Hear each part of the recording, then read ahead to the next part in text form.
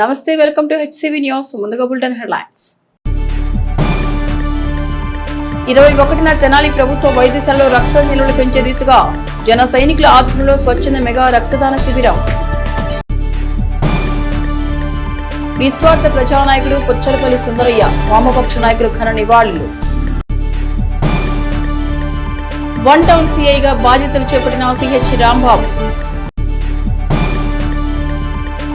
గర్భాశయ ముఖద్వార క్యాన్సర్ సోకకుండా ప్రభుత్వం అందించే హెచ్పివి టీకాను సద్వినియోగం చేసుకునేలా ఆరోగ్య సిబ్బంది ప్రజలు అవగాహన పెంచాలి. డిప్యూటీ హెల్త్ ఎడ్యుకేషన్ అధికారి వంకదారి సుబ్బారావు. ప్రభుత్వ ఆసుపత్రిలో నెలకొన్న రక్త కొరత సమస్యపై స్పందించిన తెనాలి శాసనసభ్యులు, రాష్ట్ర ఆహార పౌర సరఫరా శాఖ మంత్రి వర్యులు నాదెండ్ల మనోహర్ సూచనల మేరకు స్వచ్ఛంద రక్తదాన శిబిర నిర్వహణకు సమాయత్తమైన జన సైనికులు. జనసేన పార్టీ తెనాలి నియోజకవర్గ జన సైనికులు సామాజిక బాధ్యతతో ముందుకొచ్చి ఈ నెల 21న తెనాలి ప్రభుత్వ వైద్యశాలలో రక్తదాన శిబిరం ఏర్పాటుపై మంగళవారం వైద్యశాల సూపరింటెండెంట్ డాక్టర్ సౌభాగ్యవాణితో సమావేశమయ్యారు. ఈ సందర్భంగా జనసేన నాయకులు బండారు రవికాంత్, మైనార్టీ జాకీర్ హుస్సేన్ నాయకులు మీడియాకు వివరాలు వెల్లడించారు. ప్రజల ప్రాణరక్షణ ప్రధాన ధ్యేయంగా భావిస్తున్న మంత్రివర్యుల సేవా దృక్పథానికి అనుగుణంగా తెనాలి నియోజకవర్గ జన సైనికులు స్వచ్ఛందంగా రక్తదానానికి సిద్ధమైనట్టు తెలిపారు.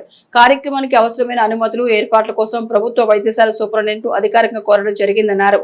సమాజ సేవలో ఎల్లప్పుడూ ముందున్న జనసేన పార్టీ ప్రజల అవసరాలకు తక్షణ స్పందన ఇస్తూ సేవా కార్యక్రమాన్ని కొనసాగిస్తోందని ఈ సందర్భంగా తెలియజేశారు. ఈ కార్యక్రమం జనసేన పార్టీ నాయకులు, రాష్ట్ర స్థాయి, నియోజకవర్గ స్థాయి నామినేటెడ్ పదవులు ఉన్న నాయకులు పాల్గొన్నారు. 2 రోజుల క్రితం తెనాలి జిల్లా వైద్యశాలలో రక్తం తక్కువగా ఉందని నిల్వలు, దానికి ఆహార పౌర సరఫరా శాఖ మినిస్టర్ అయినటువంటి నాదెండ్ల మనోహర్ గారు స్పందించి మా అందరికీ ఇన్స్ట్రక్షన్స్ ఇవ్వడం జరిగింది. తెనాలి వైద్యశాలలో రక్తం తక్కువగా ఉందని పేపర్లో వచ్చింది కాబట్టి శిబిరం ఏర్పాటు చేసి ఆ లోటుని భర్తీ చేయవలసిన బాధ్యత మన మీద ఉందని చెప్పి వారు చెప్పడం జరిగింది. వారి ఆదేశాల స్థానం మేరకు ఈ రోజున జిల్లా వైద్యశాల సూపరింటెండెంట్ గారిని కలిసి 21వ తేదీ ఉదయం 9 గంటల నుండి సాయంత్రం 4 గంటల వరకు ఇదే హాస్పిటల్లో రక్తదాన శిబిరం ఏర్పాటు చేసి రక్త నిల్వలను పెంచడానికి మేడం గారు పర్మిషన్ ఇవ్వడం జరిగింది. ఈ సందర్భంగా ప్రజలందరికీ కూడా, యువకులకి, ప్రజలందరికీ కూడా ఈ రక్తదాన శిబిరంలో పాల్గొని నిరుపేదలకి రక్తం అందించడానికి మీ అందరూ సహాయ సహకారాలు అందిస్తారని చెప్పి మనసారా కోరుకుంటూ, 2 రోజుల క్రితం ఈ యొక్క హాస్పిటల్లో రోగులకి అవసరమైనప్పుడు రక్తం అందించడానికి సరైన రక్తం నిల్వలు లేవని చెప్పి పేపర్లో రావటం, మా అన్నయ్య నాదెండ్ల మనోహర్ గారు స్పందించి వెంటనే ఈ రక్తం లోటుని తీర్చడానికి పార్టీ శ్రేణులతో మీరు వెళ్ళి సూపరింటెండెంట్ గారితో మాట్లాడి ఈ నెల 21వ తేదీన రక్తదాన శిబిరం నిర్వహించండి అని చెప్పి మాకు ఆదేశించడం, మేము సూపరింటెండెంట్ గారితో మాట్లాడి ఈ యొక్క కార్యక్రమాన్ని పర్యవేక్షిస్తున్నాము. ఈ యొక్క కార్యక్రమానికి తెనాల్లో ఉన్నటువంటి యువకులు కానివ్వండి, యువతులు ఎవరైనా సరే రక్తదానం చేయొచ్చు. రక్తదానం చేయడం అనేది చాలా పుణ్య కార్యక్రమం కాబట్టి ఈ యొక్క రక్తదాన కార్యక్రమంలో 18 సంవత్సరాల నుండి 65 సంవత్సరాల లోపు వాళ్ళు ఎవరైనా రక్తం ఇవ్వచ్చు అని చెప్పి నేను ఈ సందర్భంగా మనవి చేసుకున్నాను. మరి ముఖ్యంగా నాదెండ్ల మనోహర్ గారు వచ్చిన తర్వాత గతంలో ప్రభుత్వ ఆసుపత్రులను ఎలా అభివృద్ధి చేశారు, వాటికి కావాల్సిన ఏదైతే సదుపాయాలు ఉంటాయో వాటిలన్నింటినీ సమకూర్చడంలో మనోహర్ గారి నాయకత్వాన్ని మనం అందరం కూడా చూసాం. మరి ఈరోజు ఏదైతే ఎండాకాలం వల్ల ఇక్కడ జరుగుతున్న యాక్సిడెంట్ల వల్ల కానివ్వండి, సర్జరీలు జరగటం వల్ల కానివ్వండి, చాలా సర్జరీలు జరుగుతూ ఉండటం వల్ల రక్త నిల్వలు అనేది కొరత ఏర్పడటం అనేది మనం అందరం కూడా ముందుగా తెలుసుకోవాలి. ఫస్ట్ అది ఒక ఆర్టికల్ పేపర్లో పట్టడం వెంటనే మనోహర్ గారు చూసి చాలా చలించిపోయి ఆయన మా అందరికీ ఒకటే చెప్పారు, నియోజకవర్గంలో మనం రాజకీయ నాయకులుగా మన బాధ్యత మనం నిర్వహించాల్సిన సమయం వచ్చింది. ప్రజలకి ఏదైతే రక్తం అవసరం అవుతుందో ఆ రక్తం మన ద్వారా ప్రజలకు ఉపయోగపడాలి. ఎవరైతే రోగులు ఉన్నారో ఆసుపత్రికి వస్తారు వాళ్ళకి ఫ్రీగా మనం రక్తం అందించి వాళ్ళ ప్రాణాలను కాపాడాల్సిన బాధ్యత ఉంటుంది అని చెప్పారు. అదే మేము అందరం కూడా భావించి నాయకులు అందరం ఈరోజు ప్రభుత్వ ఆసుపత్రికి వచ్చి సూపరింటెండెంట్ గారికి కలిసి 21వ తారీఖు పార్టీ తరపు నుంచి అని కాకుండా శాసనసభ్యులుగా ఆయనకున్న బాధ్యతని మా ద్వారా నిర్వర్తించమన్నారు. అలానే పార్టీలకు సంబంధం లేకుండా అన్ని రాజకీయ పార్టీ నాయకులు మీరందరూ కూడా దీన్ని వ్యక్తిగతంగా తీసుకొని మన తెనాలి నియోజకవర్గాన్ని, మన తెనాలి ఆసుపత్రిలో రోగులకి ఎటువంటి కొరత లేకుండా ప్రజలుగా మీ యొక్క బాధ్యతను మీరు అందరూ కూడా నిర్వర్తిస్తారని, అలానే వివిధ సంస్థలు, స్వచ్ఛంద సంస్థలు ఏవైతే ఉన్నాయో ఆ సంస్థలందరినీ అన్నిటికీ వాటితో పాటు యువతకు కూడా అందరికీ పిలుపునిస్తున్నాము. 21వ తారీఖు గురువారం ఉదయం 9 గంటలకు మన తెనాలి ప్రభుత్వ ఆసుపత్రిలో రక్తదాన శిబిరం ఏర్పాటు చేయడం జరిగింది. మీరందరూ కూడా పాల్గొని దీన్ని విజయవంతం చేయవలసిందిగా కోరుతున్నాను. Thank you. మన జిల్లా వైద్యశాలలో రక్త నిల్వలు తక్కువగా ఉన్నవని మన గౌరవనీయులైన మంత్రివర్యుల దృష్టికి వచ్చింది. సార్ వెంటనే రెస్పాండ్ అయ్యి వారి ఆఫీస్ నుంచి ముఖ్యమైన టీంని పంపించడం జరిగింది. వారు రేపు 21వ తారీఖు బ్లడ్ డొనేషన్ క్యాంప్ మన జిల్లా వైద్యశాల నందు కండక్ట్ చేయడానికి వారు సుముఖత వ్యక్తపరిచారు. మినిస్టర్ గారు అన్ని దగ్గరుండి పర్యవేక్షించి మోర్ దెన్ 100 యూనిట్స్ మన జిల్లా వైద్యశాలకి డొనేట్ చేసే విధంగా వారు ఏర్పాటు చేశారు. సో 21వ తారీఖు మనకి బ్లడ్ డొనేషన్ క్యాంప్ జరుగుతుంది. మినిస్టర్ గారు ఎప్పుడూ హాస్పిటల్లో పేషెంట్స్కి నిరంతరాయంగా సేవలు అందించాలని, హాస్పిటల్ రిలేటెడ్ యాక్టివిటీస్లో ఏదైనా కొరత ఉంది అనగానే వెంటనే స్పందించి సార్ దానికి తగినట్లుగా మనకి ఇమీడియట్గా ఏర్పాటు చేస్తున్నారు. మినిస్టర్ గారికి ధన్యవాదాలు తెలియజేస్తున్నాం. స్కేర్సిటీ ఎందుకు అంటే నిల్వలు ఎందుకు తగ్గాయంటే ప్రీవియస్గా మనం రెగ్యులర్గా కాలేజెస్కి వెళ్ళి అట్లా వేరే ఆర్గనైజేషన్స్కి వెళ్ళి క్యాంప్స్ కండక్ట్ చేస్తూ ఉన్నాము. ఇప్పుడు సమ్మర్ వెకేషన్ అయినందున మనం కాలేజెస్లో క్యాంప్స్ కండక్ట్ చేయలేకపోతున్నాము. అది మనకి ఇలా మినిస్టర్ గారి దృష్టికి వచ్చి మనకి సకాలంలో సార్ స్పందించి ఇట్లా క్యాంప్ అరేంజ్ చేసి మన పేషెంట్స్కి ట్రాన్స్ఫ్యూజన్ అవసరమైన వారికి ఫ్రీగా ఉచితంగా రక్తదానము చేయడానికి అవకాశం ఉంటుంది. అండ్ ఎవరైనా ప్రజలు రక్తదానం చేయడానికి సుముఖంగా ఉన్నవారు రేపు 21వ తారీఖు వచ్చి ఈ శిబిరంలో పాల్గొనవలసిందిగా ప్రార్థిస్తున్నాం. సిపిఎం తెనాలి పట్టణ కమిటీ ఆధ్వర్యంలో కామ్రేడ్ పుచ్చలపల్లి సుందరయ్య 41వ వర్ధంతి సభను చెంచుపేట ప్రజా సంఘాల కార్యాలయంలో మంగళవారం నిర్వహించారు. ఈ సందర్భంగా వివిధ ప్రజా సంఘాల నాయకులు ఆయన చిత్రపటం చెంత ఘనమైన నివాళులర్పించారు. సీనియర్ నాయకులు షేక్ హుస్సేన్ వలి అధ్యక్షతన జరిగిన కార్యక్రమంలో యూడీఎఫ్ జిల్లా నాయకులు షేక్ దౌలా, విశ్రాంత పోస్టల్ ఉద్యోగుల సంఘం నాయకులు కె ఉమామహేశ్వరరావు సుందరయ్య చిత్రపటానికి పూలమాల వేసి నివాళులర్పించారు. సభను ఉద్దేశించి సిపిఎం పట్టణ కార్యదర్శి కె బాబు ప్రసాద్ మాట్లాడుతూ దక్షిణ భారతదేశంలో కమ్యూనిస్టు పార్టీ నిర్మాణంలో సుందరయ్య కీలకంగా పనిచేశారని చెప్పారు. పార్టీ అఖిల భారత కార్యదర్శిగా సుందరయ్య సుదీర్ఘకాలం పనిచేశారని తెలిపారు. ఇటుకపై ఇటుక పేర్చినట్లు భారతదేశంలో సిపిఎం ఎదుగుదలకు ఆయన కృషి చేశారని తెలిపారు. సుదీర్ఘకాలం పార్లమెంట్ సభ్యులుగా, శాసనసభ్యులుగా ఉండి ప్రజా సమస్యలు పరిష్కరించడంలో ప్రభుత్వంపై ఒత్తిడి తెచ్చారని తెలిపారు. ఆయన జీవితాన్ని ఆదర్శంగా తీసుకోవాలని, ముఖ్యంగా యువత ఆయన జీవితం గురించి, రచనల గురించి అధ్యయనం చేయాలని కోరారు. సిపిఐ నాయకులు కనబర్తి బెనహార్ మాట్లాడుతూ పిల్లలు పుట్టకుండా కుటుంబ నియంత్రణ ఆపరేషన్ చేయించుకున్న మహనీయుడు సుందరయ్య అని ఆయనను మనం ఆదర్శంగా తీసుకోవాలని కోరారు. కమ్యూనిస్టు పార్టీ నిర్మాణంలో మరియు ఎన్నో ప్రజా పోరాటాలు చేశారని, కుల వివక్షకు, పీడనకు, అండరానితనంకు వ్యతిరేకంగా ఆయన పనిచేశారు. బుద్ధిస్ట్ సొసైటీ రాష్ట్ర నాయకులు వై అశోక్ మాట్లాడుతూ వివిధ ప్రజా సంఘాల ఏర్పాటుకు సుందరయ్య ఎంతో కృషి చేశారని తెలిపారు.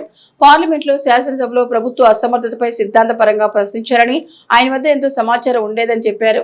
ప్రతి బిల్లు లోతుగా అధ్యయనం చేసేవారని చెప్పారు. ఆయన బాటలో సిపిఎం కార్యకర్తలు, ప్రజా సంఘాలు గట్టి పోరాటం చేస్తున్నారని చెప్పారు.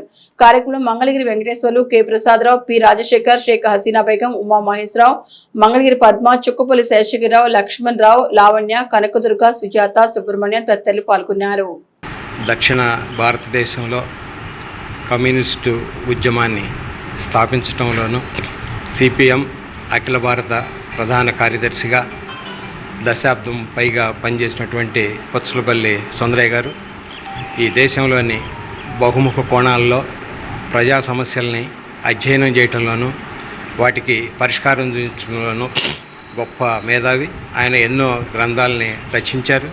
ప్రత్యేకించి ఆంధ్ర రాష్ట్ర పునర్నిర్మాణం కోసం ఆయన రచించినటువంటి విశాలాంధ్రలో ప్రజారాజ్యం, ఆంధ్రప్రదేశ్లో సమగ్ర నీటి పథకం, భూ సమస్య, అట్లాగే పరిశ్రమలకు సంబంధించి ఆయన రాసినటువంటి గ్రంథాలు, అట్లాగే చట్టసభల్లో ఆయన చేసినటువంటి ప్రసంగాలు, ఇవన్నీ కూడా నేటి పాలకులకి, ముఖ్యంగా యువతరానికి చాలా ఆదర్శం. ప్రపంచంలోని పెద్ద 10 కమ్యూనిస్టు పార్టీలో నాయకుడిగా పేరుగాంచిన సుందరయ్య గారు చివరిలో ఏం చెప్తాడంటే, ఆయన నేను చేసింది నేను చెప్పటం కాదు, పార్టీ నిర్ణయిస్తుంది. అట్లాగే ఇంతవరకు నాకు చేతనైంది నేను చేశాను, భవిష్యత్తు కర్తవ్యాన్ని పార్టీ ముందు ఇచ్చానని చెప్పేసి నమ్రతతోటి చెప్పుకోవడం జరిగింది. ఇవాళ ప్రస్తుత రాజకీయ నాయకులను చూస్తున్నప్పుడు సుందరయ్య గారు లాంటి ఎథిక్స్, వాల్యూస్ గల నాయకులు చాలా అవసరమని, వాళ్ళని అనుసరించాల్సిన అవసరం ఉందని చెప్పేసి భావిస్తున్నాం. అదే సుందరయ్య గారికి ఇచ్చేటువంటి నివాళి. కార్మిక కర్షకుల కోసం తన జీవితాన్ని త్యాగం చేసిన గొప్ప నాయకుడు కామ్రేడ్ సుందరయ్య గారిని మనం స్మరించుకుంటున్నాం ఈరోజు 41వ వర్ధంతి సందర్భంగా. అటువంటి స్వార్థాన్ని త్యాగం చేసి జీవితాంతం కూడా ఎంతో ఆదర్శ కమ్యూనిస్టులు అంటే ప్రజల కోసం మరి పనిచేసే వాళ్ళని ఆయన సుందరయ్య గారి యొక్క చిరస్మరణీయమైన పేరు ఈ భారతదేశ కమ్యూనిస్ట్ పార్టీ ఉద్యమంలో ఆయన ఎవరో చెరపలేని పేరు. ఎక్కడ చూసినా సుందరయ్య గారిని శ్లాఘించకుండా కమ్యూనిస్టులు ఉండరు. ఎందుకంటే అటువంటి కమ్యూనిస్ట్ నీతి ఆయన జీవితంలో చూపించాడు. అలా ఆయన పేరుని గన్న గొప్ప నేతను మనం స్మరించుకుంటూ ఆయన మార్గంలో మరి ప్రజల కోసం పనిచేయటమే నా యొక్క అంతిమ లక్ష్యంగా ఆయన చివరిగా పార్టీ నిర్ణయిస్తుందంటే ఆయన ఆశయాలను కొనసాగించడమే నాకు నిజమైన నివాళిగా అర్పించిన గొప్ప నేతను మనం స్మరించుకుంటున్నాం. సమాజ హితం కోసం పనిచేసినటువంటి వ్యక్తి, సమాజ శ్రేయస్సు కోసం పనిచేసినటువంటి వ్యక్తి, సమాజంలో ఉన్నటువంటి ప్రజలు మొత్తాన్ని కూడా ఒక ఆలోచనాత్మకమైనటువంటి దూరంలో నేను చనిపోయిన తర్వాత కూడా ఆ కార్యాచరణ, ఆ లక్ష్యాలు, ఆ సాధన అనేటువంటిది ముందుకు వెళ్ళాలి, ప్రజలైనటువంటి వాళ్ళకి ఒక ఆలోచనాత్మకమైన ధోరణి ముందుకు తీసుకెళ్ళాలనేటువంటి మహోన్నతమైనటువంటి కార్యదక్షకుడు ఆయన. ఈ రోజున పుచ్చలపల్లి సుందరయ్య గారి యొక్క ఆశయాలు, ఆయన యొక్క సిద్ధాంతాలు, ఆయన ఏదైతే వదిలి వెళ్ళినటువంటి ఆ కార్యాచరణ అనేటువంటిది అందరూ కూడా ఆలోచించుకుని వారి జీవితాల్లో అదేవిధంగా సమాజంలో పురోగతి కోసం పనిచేయాల్సినటువంటి పరిస్థితి ఉంది. మరి తెలంగాణ సాయుధ పోరాటంలో కానీ, అదేవిధంగా కమ్యూనిస్ట్ పార్టీ యొక్క కార్యాచరణలో కానీ, అదేవిధంగా సమాజంలో ఉన్నటువంటి ఏదైతే సమస్యలు ఉన్నాయో వాటన్నిటి మీద మరి శ్రామికుల, కర్షకుల, కార్మికుల యొక్క ఆ యొక్క ఆలోచన విధానంలో ముందుకెళ్ళినటువంటి వ్యక్తి. అలాంటి మహోన్నతమైనటువంటి వ్యక్తి యొక్క లక్ష్యాలు, కార్యాచరణలు మనం మన జీవితాల్లో మరి ఒక నాయకులుగా మనం ముందుకు తీసుకెళ్లాల్సినటువంటి పరిస్థితి ఉంది. అసాంఘిక కార్యకలాపాలను పూర్తి స్థాయిలో అరికట్టడంతో పాటు గంజాయి రహిత తెనాలి దిశగా కృషి చేస్తామని 1 టౌన్ సీఐగా బాధ్యతలు చేపట్టిన సిహెచ్ రాంబాబు పేర్కొన్నారు. ఇప్పటి వరకు సీఐగా పనిచేసిన మల్లికార్జునరావు బదిలీ కావడంతో 1 టౌన్ సీఐగా సిహెచ్ రాంబాబు మంగళవారం బాధ్యతలు చేపట్టారు. ఈ సందర్భంగా సీఐ రాంబాబు మీడియాతో మాట్లాడుతూ గుంటూరు స్పెషల్ బ్రాంచ్ లో గత 3 సంవత్సరాలుగా పనిచేస్తున్నానని, బదిలీపై తెనాలి వచ్చినట్టు తెలిపారు. ఉన్నతాధికారుల ఆదేశాల మేరకు శాంతి భద్రతల పరిరక్షణ, గంజాయి రహిత పట్టణంగా తెనాలి ఉండాలనే లక్ష్యంతో పనిచేస్తామన్నారు. అందరికీ నమస్కారం. నా పేరు రాంబాబు. నేను ప్రీవియస్గా స్పెషల్ బ్రాంచ్ గుంటూరులో పనిచేశాను. ప్రస్తుతం బదిలీపై తెనాలి 1 టౌన్ పోలీస్ స్టేషన్లో ఈరోజు ఛార్జ్ తీసుకోవడం జరిగింది. ఈ తెనాలి ప్రాంతంలో ఉన్నటువంటి అన్ని ఇల్లీగల్ యాక్టివిటీస్ని ఎరాడికేట్ చేస్తాం. గాంజారహిత తెనాలిగా తీర్చిదిద్దడానికి గట్టిగా కృషి చేస్తాం. ప్రీవియస్గా నేను క్రోసూరు, ప్రస్తుత పల్నాడు జిల్లాలో ప్రొబేషనరీ ఎస్ఐగా పనిచేశాను. ఆ తర్వాత కొత్తపేట, గుంటూరు టౌన్లో కొత్తపేట, నల్లపాడు, పట్టాభిపురం పోలీస్ స్టేషన్స్లో పనిచేసి ఇంటెలిజెన్స్లో ఒక 5 years సర్వ్ చేయడం జరిగింది. తర్వాత ప్రమోషన్ సిఐగా ప్రమోట్ అయిన తర్వాత నల్లపాడు పోలీస్ స్టేషన్ SHOగా చేశాను. ఆ తర్వాత స్పెషల్ బ్రాంచ్ గుంటూరులో ఒక 2 years సర్వ్ చేయడం జరిగింది.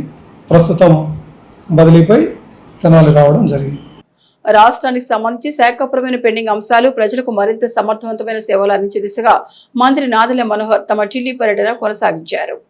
రాష్ట్ర పౌర సరఫరాల శాఖ మంత్రి నాదెళ్ల మనోహర్ మంగళవారం ఢిల్లీ పర్యటనలో భాగంగా కేంద్ర పౌర సరఫరాల శాఖ మంత్రి ప్రహ్లాద్ జోషిని మర్యాదపూర్వకంగా కలిశారు. శాఖపరమైన అంశాలపై మంత్రి నాదెళ్ల మనోహర్ చర్చించారు. పౌర సరఫరాల సేవలను మరింత విస్తృతం చేయు అంశాలను ప్రస్తావించారు. ఈ సమావేశాలు రాష్ట్ర పౌర సరఫరాల శాఖ కార్యదర్శి కన్నబాబు, కేంద్ర అధికారులు నీరజ్ విల్సన్, సుజాత శర్మ తదితరులున్నారు.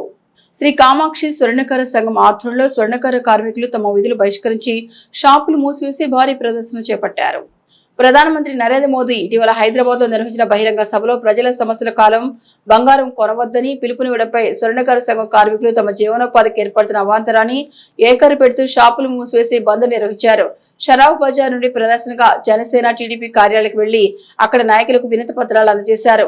ఓవైపు బంగారం ధరలు విపరీతంగా పెరిగి అమ్మకాలు, కొనుగోలు లేక స్వర్ణకారులకు ఉపాధి పోయిందని వాపోయారు. ఇటువంటి సమయంలో ప్రధాని నరేంద్ర మోదీ కూడా బంగారం కొనుగోలు తగ్గించాలని చెప్పడం తమ ఉపాధిపై మరింత ప్రభావం చూపించిందని వారు ఆవేదన వ్యక్తం చేశారు. కూటమి ప్రభుత్వం స్వర్ణకారులను ఆదుకోవాలని సంఘ నాయకులు డిమాండ్ చేశారు. వారి షాపులకు ఉచిత విద్యుత్ అందించాలని, స్వర్ణకాల వృత్తికి కూడా స్కిల్ డెవలప్మెంట్ శిక్షణ ప్రభుత్వం ఇప్పించాలని, స్వర్ణకార సంఘ కార్మికులు జీవనోపాధి మెరుగుపడేందుకు కూటమి ప్రభుత్వం చర్యలు తీసుకోవాలని తమ కోరికలను మీడియా ముందు ప్రకటించారు.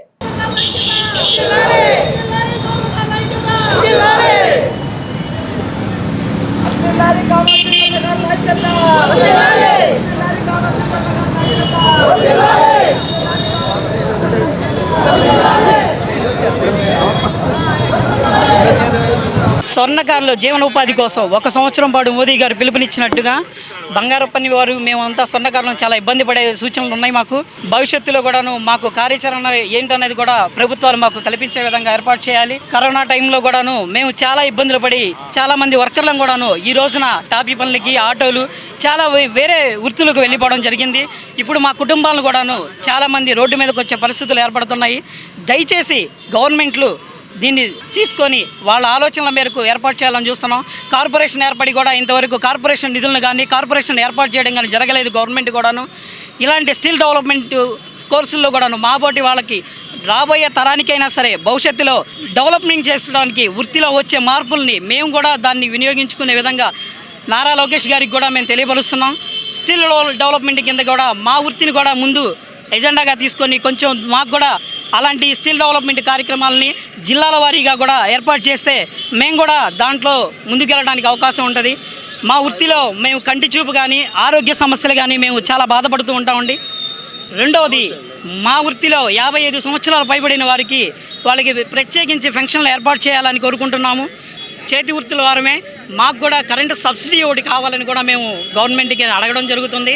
150 యూనిట్ల నుంచి 200 యూనిట్లను కూడా గవర్నమెంట్ నుంచి మా చేతి వృత్తుల వారిగా మమ్మల్ని కూడా గుర్తించి మాకు కూడా స్వర్ణకారులకి ఇస్తే మాకు ఈ కరెంటు భారాలు పెరిగే భారాలు తగ్గుతాయి. షాపు రెంట్లు కూడా మేము కట్టలేని పొజిషన్కి వెళ్తున్నాము. మా కుటుంబాలు కూడా మా మీద ఆధారపడి ఉంటాయి. మేము ఒక్కళ్ళని చేస్తే మాకు ఇంట్లో నలుగురు ఉంటారు. ఈ కుటుంబాలను వదిలి ఇప్పుడు పరిస్థితుల్లో మేము పనులు వదిలేసి వేరే వృత్తులకు వెళ్ళే ఆలోచనలో కూడా లేము. మీరు దీన్ని గమనించి దీన్ని ప్రభుత్వం దాకా తీసుకెళ్తారని మీడియా వాళ్ళని కోరుకుంటున్నాము. ఈ బంద్ చేయడానికి ముఖ్య కారణం ఏంటంటే మా స్వర్ణకారులు జీవనోపాధి కోల్పోతున్నారు. ముందు ముందు ధరలు ఇంకా ఎంత పెరుగుతాయని చెప్పని ఒక భయమైన మాకు ఆందోళన ఉంది. ఈ తరుణంలో స్వర్ణకారులు మధ్యతరగతి కుటుంబాలు చితికిపోతున్నారు. స్వర్ణకారులను ఆదుకోవాలని చెప్పని మేము ప్రభుత్వాలను డిమాండ్ చేస్తున్నాము. మా ఎజెండాలను మేము తెనాలిలోని ఎమ్మెల్యే నాదెండ్ల మనోహర్ గారికి వారికి మనం వినతి పత్రము మా మెమోని ఇవ్వబోతున్నాము. అలాగే ఎమ్మెల్సీ ఆలపాటి ప్రసాద్ గారికి కూడా మా మెమోని ఇవ్వబోతున్నాము. మా ముఖ్యమైన డిమాండ్లు మా జీవనోపాధిని కోల్పోతే మేము చాలా దీనస్థితిలో ఉన్నాము. మా ముఖ్యమైన డిమాండ్ జీవనోపాధి కోసం ట్యాక్స్ పెంచారు. దిగుమతి ట్యాక్స్ 16% పెరిగితే జనాలు ఏ విధంగా మా దగ్గరికి వస్తారు? జుల్లి షాపుల్లో కూడా చిన్న జుల్లి వాళ్ళు కూడా వ్యాపారాలు చాలా దీనస్థితిలో ఉన్నాయి. మమ్మల్ని ఆదుకోవాలని చెప్పని మేము ప్రభుత్వానికి డిమాండ్ చేస్తున్నాము. మా స్వర్ణకారులు పడే ఇబ్బందుల గురించి ప్రభుత్వానికి తెలియజేయాలి అనే ఉద్దేశంతో మా రాష్ట్ర నాయకులు రాష్ట్రం మొత్తం ఇవాళ స్వర్ణకారు బంద్ జరుపుతున్నాము. మీరు తప్పకుండా జరిపించాలని కోరి ఉన్నారు. అదేవిధంగా మా తెనాలి నుంచి మీ శ్రీ కామాక్షి స్వర్ణకారం తరఫున మేము కూడా ఈ బంద్ను ఏర్పాటు చేసి ఉన్నాం. పేరుకే బంగారు పని వాళ్ళు కానీ చాలా ఇబ్బంది పడుతున్నారు మా స్వర్ణకారులు. అసలే పనులు లేక చాలా వృత్తుల్లోకి వెళ్ళిపోతున్నారు చాలామంది. అలాంటి తరుణంలో ఇలాగా 1 సంవత్సరం పాటు బంగారం కొనొద్దు అనే నినాదం చాలా మాకు దెబ్బతీస్తుంది. ఈ విధంగా దెబ్బతీయటం వల్ల మాకు వృత్తి చాలా తగ్గిపోయింది. 1 వారం 10 రోజుల నుంచి మా వాళ్ళు చాలా ఖాళీగా ఉన్నారు. వర్క్ లేదు చేతుల్లో. ఏం చేయాలో తోచిబడి కావటం లేదు. ఇలాంటి ప్రభుత్వాలు మమ్మల్ని ఆదుకోవాలని మేము ప్రభుత్వానికి మేము వినతి పత్రంగా ఇవ్వడానికి నాదెండ్ల మనోహర్ గారికి ఆలపాటి రాజేంద్ర ప్రసాద్ గారికి వినతి పత్రం సమర్పించడానికి మేము బయలుదేరాము. వేరే ఉద్దేశం కాదు. చాలా ఇబ్బందుల్లో ఉన్నాము. మమ్మల్ని ప్రభుత్వాలు ఆదుకోవాలని మనస్ఫూర్తిగా కోరుకుంటున్నాం ప్రభుత్వాలని. రాష్ట్రంలో జరుగుతున్న స్వర్ణకారుల ఇబ్బందులు చాలా తీవ్రంగా ఉన్నాయి. ఆ తీవ్రం కోసం కేంద్ర ప్రభుత్వం మన జీవో తీసుకొచ్చి నరేంద్ర మోడీ గారు ఏమని చెప్పారంటే బంగారు పైన సంవత్సరం పాటు కొనతని చెప్పారు. దానివల్ల మా కుటుంబాలు చాలా బాధపడుతున్నాయి.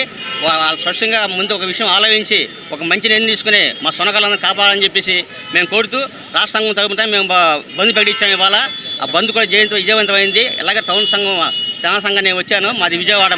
నా పేరు పట్నాచారణ. రాష్ట్ర స్వర్ణకార సంఘ ఉపాధ్యక్షుడు నేను.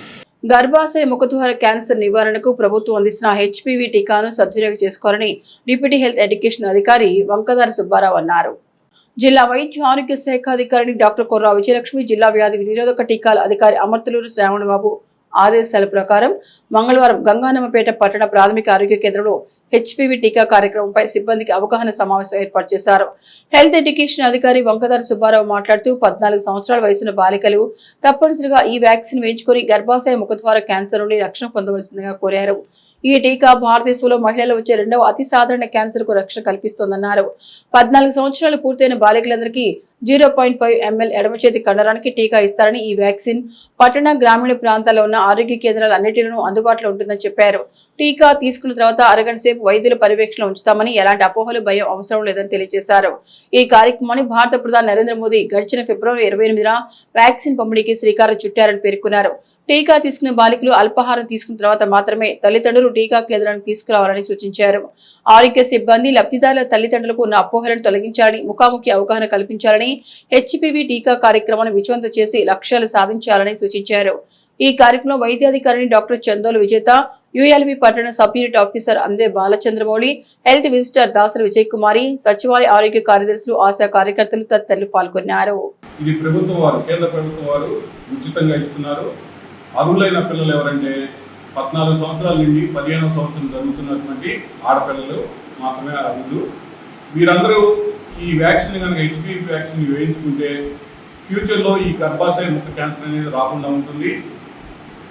ప్రభుత్వం వారు దీని మీద కాన్సన్ట్రేట్ చేయడానికి ముఖ్య కారణం ఏంటంటే ఈ క్యాన్సర్లలో గర్భాశయ ముఖ క్యాన్సర్ ద్వారా బాధితులు అనేది మొత్తం క్యాన్సర్లో ఉన్నటువంటి దాంట్లో 2వ స్థానంలో ఉన్నారు ఈ వ్యాధిగ్రస్తులు.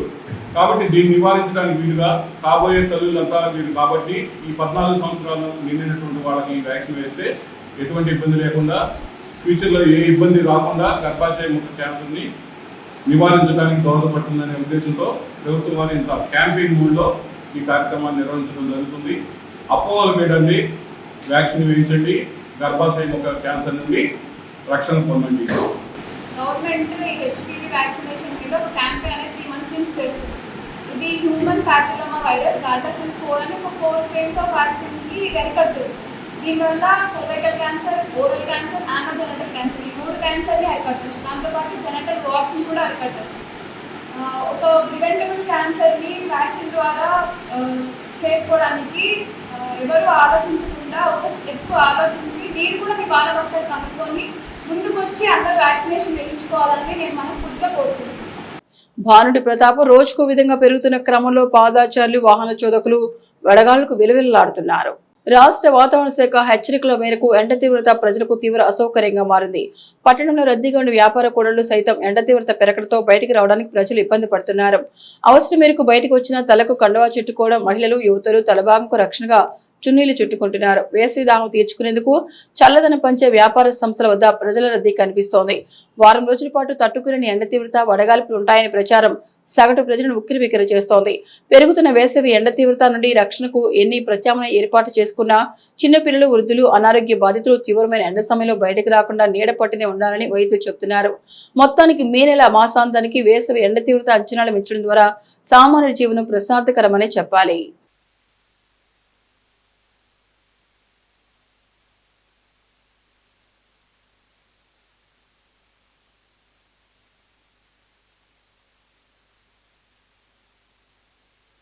శ్రీ సువర్చల సమేత శ్రీ పంచముఖ ఆంజనేయ స్వామి దేవస్థానంలో వార్షిక శ్రీ హనుమత్ జయంతి మహోత్సవాలు అంగరంగ వైభవంగా కొనసాగుతున్నాయి. ఉత్సవాల్లో భాగంగా మంగళవారం ఉదయం శ్రీ మాన్య సూక్తం హోమము, సుందరకాండ పారాయణ, 108 సార్లు శ్రీ హనుమాన్ చాలీసా పారాయణ, సాయంత్రం శ్రీ సువర్చల అమ్మవారికి 1,00,000 మల్లెల విశేష పూజా కార్యక్రమాలు ఆలయ వంశపారపర్య అర్చకులు రొంపిచెర్ల శ్రీనివాసమూర్తి ఆధ్వర్యంలో ఆగముక్తంగా నిర్వహించారు. ఈ సందర్భంగా ఆలయ హరిప్రసాద్ మాట్లాడుతూ హనుమత్ జయంతిని పురస్కరించుకుని ఆలయంలో ప్రత్యేక పూజాది కార్యక్రమాలు నిర్వహిస్తున్నట్టు తెలిపారు. 22 వరకు జరిగే ఉత్సవాల్లో భక్తులందరూ విశేషంగా పాల్గొని స్వామివారిని దర్శించుకుని తీర్థప్రసాదాలు స్వీకరించారని పేర్కొన్నారు. అర్చకులు ఆర్వి కిరణ్ మాట్లాడుతూ 22వ తేదీ వరకు జరిగే వార్షిక హనుమాన్ జయంతి ఉత్సవాలలో ప్రతిరోజు ఉదయం విశేష హోమాలు, హనుమాన్ చాలీసా, సుందరాకాండ పారాయణలు, సాయంత్రం విశేష పూజలు జరుగుతాయని వివరించారు. 108 సార్లు శ్రీ హనుమాన్ చాలీసా పారాయణ కార్యక్రమంలో 125 మంది భక్తులు పాల్గొనడం జరిగిందని తెలిపారు. విశేషంగా అన్న సంతర్పణ చేశారు. కార్యక్రమం శ్రీ పంచముఖ ఆంజనేయ స్వామి సంకీర్తన బృంద సభ్యులు, విశేష సంఖ్యలో భక్తులు పాల్గొన్నారు.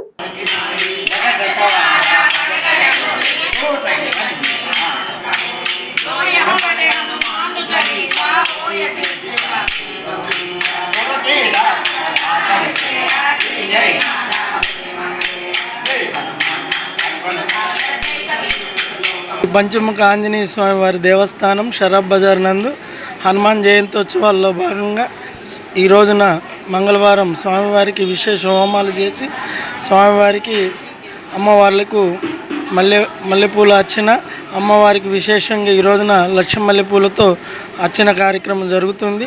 ఈ కార్యక్రమంలో భక్తులందరూ పాల్గొని ఘనంగా నిర్వహించవలసింది కోరుతున్నాం. ఈ కార్యక్రమం మా వంశపారపర్య అర్చక స్వామి అయినటువంటి రొంపిచెర్ల శ్రీనివాసమూర్తి గారు, వారి కుమారులు కిరణ్ గారు, సురేష్ గారి ఆధ్వర్యంలో, యాజ్ఞికులు మన మారుతి గారి ఆధ్వర్యంలో ఘనంగా జరగటం జరిగింది. తదుపరి జరిగిన అన్న సంతర్పణ కార్యక్రమంకు సుమారు 500 మంది భక్తులకు అన్న వితరణ కార్యక్రమం జరిగి ఉన్నది. తెనాలి పట్టణంలో ఎంతో చారిత్రాత్మకంగా విరాజిల్లినటువంటి పంచమకాళేశ్వర దేవస్థానంలో ఈ నెల 12వ తేదీ నుండి స్వామివారి వార్షిక హనుమ జయంతి ఉత్సవాలు ఘనంగా జరుగుతున్నాయి. ఉత్సవాల్లో భాగంగా ఈ రోజున మంగళవారం విశేషంగా స్వామివారికి పూజా కార్యక్రమాలతో పాటు మంజుసూక్త హోమము, సుందరాకాండ పారాయణ నిర్వహించడం జరిగింది. సాయంత్రం సూర్చన అమ్మవారికి లక్షమండల పూజా కార్యక్రమంతో పాటు ఆంజనేయ స్వామివారికి విశేష పుష్పార్చన కార్యక్రమం జరుగుతుంది. అలాగే ఈ రోజున దాదాపుగా 220 మంది భక్తులు పాల్గొని 108 సార్లు హనుమాన్ చాలీసా పారాయణ చేయడం జరిగింది. 22వ తేదీ వరకు జరిగే ఉత్సవాల్లో భక్తులు విశేషంగా పాల్గొని స్వామివారి ఆశీస్సులు పొందాలని కోరుతున్నాము. అలాగే ఆలయ కార్యనిర్వహణాధికారి హరిప్రసాద్ గారి నేతృత్వంలో ఈ యొక్క వార్షిక హనుమ జయంతి మహోత్సవాలు 18వ లక్ష హనుమాన్ చాలీసా పారాయణ కార్యక్రమాలు అంగరంగ వైభవంగా జరుగుతున్న సంతోషకరంగా చెప్పుకోవచ్చు. ఈ 3 రోజులు జరిగే ఉత్సవాల్లో కూడా విశేషంగా పాల్గొని స్వామివారిని దర్శించుకొని తీర్థప్రసాద సేవించాలని కోరుతున్నాము. ప్రముఖ స్వాతంత్ర్య సమరయోధుడు, దక్షిణ భారత కమ్యూనిస్టు ఉద్యమ నిర్మాత కామ్రేడ్ పుచ్చలపల్లి సుందరయ్య స్ఫూర్తితో కార్మిక వర్గం ఉద్యమించాలని సిపిఎం జిల్లా కార్యదర్శి వర్గ సభ్యులు ఎన్ భావనారాయణ కోరారు. మంగళవారం గ్రామ పంచాయతీ కార్యాలయం ఎదుట సిఐటి స్తూపం వద్ద పంచాయతీ కార్మికులతో సుందరయ్యకు నివాళులర్పించారు. తొలుత ఓళ్లపల్లి రామయ్య మేస్త్రి సుందరయ్య చిత్రపటానికి పూలదండ వేసి జోహార్లర్పించారు. సుందరయ్య నిబద్ధతను వివరించారు. సుందరయ్య వ్యవసాయ కూలీలకు భారతదేశ వ్యాప్తంగా సంఘాన్ని ఏర్పాటు చేసిన మహనీయుడని అన్నారు. ప్రస్తుత కేంద్ర రాష్ట్ర ప్రభుత్వాలు ప్రజల మీద భారాలు కార్పొరేట్లకు లక్షల కోట్లు ఉచితంగా ఇవ్వడం పరిపాటిగా మారిందన్నారు. సంవత్సరాల తరబడి వెట్టి చాకరీ చేస్తున్నా గానీ పంచాయతీ కార్మికులను రెగ్యులర్ చేయకపోవడం దుర్మార్గమన్నారు. చాలీ జీతంతో అవస్థలు పడుతున్నా గానీ పార్టీలు మారుతున్న కార్మికుల తలరాతలు మారటం లేదని ఆయన ఆవేదన వ్యక్తం చేశారు. సమస్యల పరిష్కారం కోసం కార్మిక కర్షక ఐక్యత మార్గమని ఆయన తెలిపారు.